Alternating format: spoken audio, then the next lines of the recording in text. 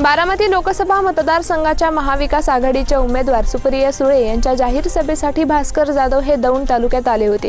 त्यावेळी पत्रकारांनी विचारलेल्या प्रश्नांवर जाधव म्हणाले की आदित्य ठाकरे माझ्या घरी जेवायला होते। मी उद्धव ठाकरे साहेबांची परवानगी घेऊन आदित्य साहेबांची परवानगी घेऊन इथे आलो आहे। राज ठाकरे यांच्या सिंधुदुर्गमधील होणाऱ्या सभेवरून खोचक टोला लगावला आहे।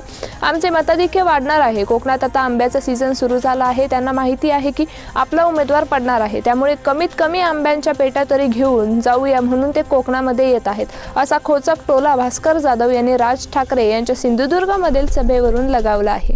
तुम्ही नाराज असल्याची चर्चा काय झालं? तुम्ही नाराज असल्याचे वारंवार मी सांगितलं ना, यावर एकदा नारळ कोंबडं उतरून टाकायला पाहिजे। आज राज ठाकरेंची सभा होती सिंधुदुर्गमध्ये। असं आहे की सिंधुदुर्गामध्ये गृहमंत्री अमित शाह साहेब आले, आता राज ठाकरे साहेब आले, योगी आदित्यनाथ येणार आहेत। त्याच्यावरून लक्षात घ्या की शिवसेनेचे उमेदवार विनायक राऊत किती मजबूत आहेत, बरोबर आहे ना। यांच्या 36 सभा होत आहेत म्हणून यांना फक्त 12 जागा मिळतील, 36 आम्हाला मिळतील।